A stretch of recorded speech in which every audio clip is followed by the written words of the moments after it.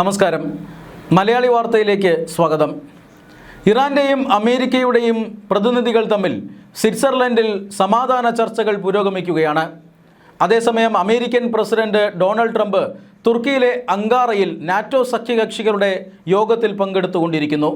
NATO സഖ്യകക്ഷികളുടെ യോഗത്തിനിടയിൽ Trump പൊട്ടിത്തെറിച്ചു. ഇറാനുമായിട്ടുള്ള സമാധാന ചർച്ചകൾ സമയം പാഴാക്കലാണെന്നും വെടിനിർത്തൽ ധാരണ അവസാനിച്ചെന്നും കഴിഞ്ഞ രാത്രി 85 കേന്ദ്രങ്ങളിൽ ഇറാനെതിരെ ശക്തമായ ആക്രമണം അമേരിക്കൻ സൈന്യം നടത്തിയെന്നുമാണ് ഡൊണാൾഡ് ട്രംപ് പറഞ്ഞത്. പെട്ടെന്ന് തന്നെ ആക്രമണം നടത്താൻ, അതായത് സമാധാന ഉടമ്പടികളെല്ലാം ലംഘിച്ചുകൊണ്ട് പെട്ടെന്ന് ഇറാനുമേൽ ഒരു ആക്രമണം നടത്താൻ അമേരിക്കയെ പ്രേരിപ്പിച്ചത് എന്താണ്? തീർച്ചയായും അത്രമാത്രം പ്രകോപനം ഇറാൻ നടത്തിയിട്ടുണ്ട് എന്ന് വ്യക്തം. സമാധാന ഉടമ്പടി ഒപ്പുവയ്ക്കുകയും സമാധാന ചർച്ചകൾക്ക് നേതൃത്വം നൽകുകയും മറുഭാഗത്ത് അയത്തുള്ള ഖമേനിയുടെ ശവസംസ്കാരവുമായി ബന്ധപ്പെട്ട ചടങ്ങുകൾ പുരോഗമിക്കുകയും ചെയ്യുമ്പോൾ ഹോർമൂസ് കടലിടുക്കിലൂടെ കടന്നുപോയ 3 വാണിജ്യ കപ്പലുകളെ IRGC ആക്രമിച്ചു. ഇതാണ് അമേരിക്കൻ പ്രസിഡന്റ് ഡൊണാൾഡ് ട്രംപിനെ പ്രകോപിപ്പിച്ച കാര്യം. എന്തുകൊണ്ടാണ് ഇറാൻ ഇങ്ങനെ പെരുമാറുന്നത്? അയത്തുള്ള ഖമേനിയുടെ സംസ്കാര ചടങ്ങുകൾ രാജ്യത്ത് പുരോഗമിക്കുകയാണ്. നാളെയാണ് സംസ്കാര ചടങ്ങുകൾ നടക്കാനിരിക്കുന്നത്. ഈ സാഹചര്യത്തിൽ മര്യാദയ്ക്ക് ഹോർമൂസ് കടലിടുക്കിലൂടെ പോയ കപ്പലുകളെ എന്തിന് ഇറാൻ ആക്രമിച്ചു? അതുകൊണ്ട് തന്നെ ഞങ്ങൾക്കിത് നോക്കിയിരിക്കാൻ കഴിയില്ല എന്ന നിലപാട് അമേരിക്ക എടുക്കുകയും അതിശക്തമായ ആക്രമണം 85 ഇറാൻ കേന്ദ്രങ്ങളിൽ ഇന്നലെ രാത്രിയോടെ അമേരിക്ക നടത്തുകയും ചെയ്തു. ഇതോടെ സമാധാന ചർച്ചകളുടെ ഭാവി ഇരുളടഞ്ഞതായി. സമാധാന ഉടമ്പടി ഒപ്പുവെക്കുകയും ചർച്ചകൾ തുടങ്ങിവെക്കുകയും ചെയ്തതാണ് ഇരുഭാഗവും. അമേരിക്കൻ പ്രസിഡന്റിന്റെ പ്രതിനിധിയായി JD വാൻസും ഇപ്പുറത്ത് അബ്ബാസ് അരാക്ചിയുമെല്ലാം സമാധാനം എങ്ങനെ സ്ഥായിയായ സമാധാനം പശ്ചിമേഷ്യയിൽ ഉണ്ടാക്കാമെന്നുള്ളതിനെക്കുറിച്ച് ചർച്ച നടത്തി വരികയായിരുന്നു. ഈ സാഹചര്യത്തിൽ ഇറാന്റെ മുൻ പരമോന്നത നേതാവ് കൊല്ലപ്പെട്ട അയത്തുള്ള ഖമീനിയുടെ സംസ്കാര ചടങ്ങുകൾ നടത്താൻ തീരുമാനിച്ചു. ആ സംസ്കാര ചടങ്ങുകൾ കഴിഞ്ഞ 1-2 ദിവസമായി ഇറാന്റെ വിവിധ നഗരങ്ങളിലായി പുരോഗമിക്കുകയാണ്. നാളെ ഈ അയത്തുള്ള ഖമേനിയുടെ ജന്മനാട്ടിൽ സംസ്കാര ചടങ്ങുകൾ പൂർത്തിയാകാനിരിക്കുന്നു. ഈ സാഹചര്യത്തിലാണ് അമേരിക്കൻ സൈന്യത്തിന്റെ കനത്ത ആക്രമണത്തിന് ഇറാൻ ഇരയാകുന്നത്. പ്രകോപനം മറ്റൊന്നുമല്ല, നേരത്തെ പറഞ്ഞത് തന്നെയാണ്. 3 കപ്പലുകൾക്ക് നേരെ ആക്രമണം നടത്തിയിരിക്കുന്നു. കപ്പലുകൾക്ക് നേരെ ആക്രമണം നടത്തിയാൽ തങ്ങൾ വെറുതെ ഇരിക്കില്ല. കാരണം ഹോർമൂസ് കടലിടുക്ക് തുറന്നിട്ടിരിക്കുകയാണ്. ഹോർമൂസ് കടലിടുക്ക് ഇപ്പോൾ ആരും ഉപരോധിക്കുന്നില്ല. ഇറാൻ തന്നെ പറയുന്നു അതുവഴി കപ്പലുകൾ കടന്നു പോകാം. പക്ഷേ ആ സമയത്തും ഇറാന് കപ്പം കൊടുക്കുന്ന കപ്പലുകൾ മാത്രമേ കടന്നു പോകാവൂ എന്ന് ശഠിക്കാൻ കഴിയില്ല. ഇറാൻ മാത്രമല്ല, ഇറാനെ മൈൻഡ് ചെയ്യാതെ ഒമാൻ തീരത്തുകൂടിയും ഈ കപ്പലുകൾ കടന്നു പോകുന്നുണ്ട്.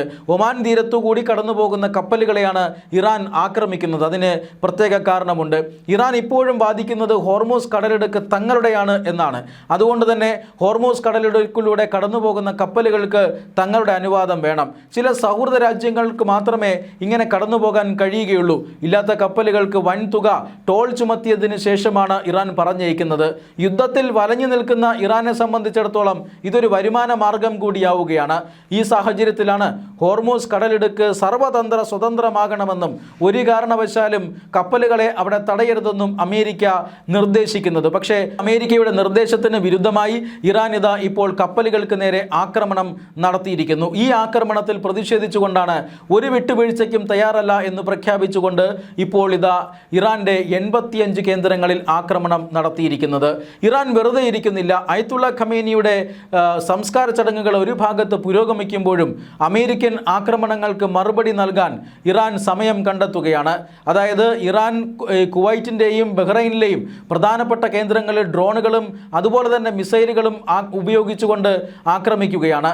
ഇത്തരം ആക്രമണങ്ങളെ ഗൾഫ് രാജ്യങ്ങൾ പ്രതിരോധിച്ചുകൊണ്ടിരിക്കുന്നു. ഗൾഫ് മേഖലയിൽ വീണ്ടും വലിയ പ്രശ്നങ്ങൾ ഉണ്ടാക്കാൻ ഇത് കാരണമാകുമെന്ന കാര്യത്തിൽ തർക്കമൊന്നുമില്ല.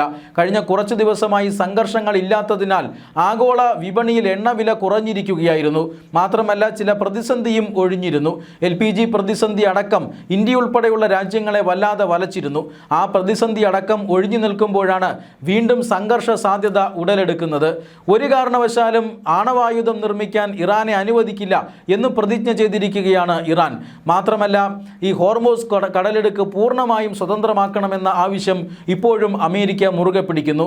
ഇറാൻ പറയുന്നത് ഒരു കാരണവശാലും ഈ ആണവായുധങ്ങൾ മറ്റൊരു രാജ്യത്തേക്ക് മാറ്റാൻ കഴിയില്ല എന്നാണ്. കാരണം അത് ഇറാൻ്റെ പരമാധികാരത്തിൻ്റെ അടയാളമെന്നാണ് ഇറാൻ അതിനെ വിശേഷിപ്പിക്കുന്നത്.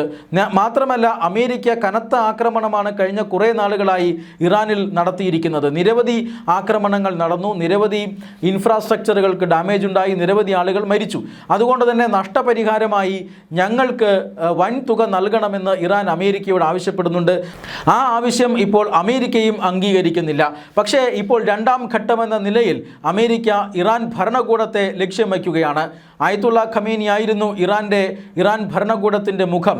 അദ്ദേഹത്തെ വകവരുത്തിയതോടുകൂടി ഇറാൻ യുദ്ധം വിജയിച്ചുവെന്നാണ് ട്രംപ് വിചാരിച്ചത്. പക്ഷേ അങ്ങനെ നടന്നില്ല.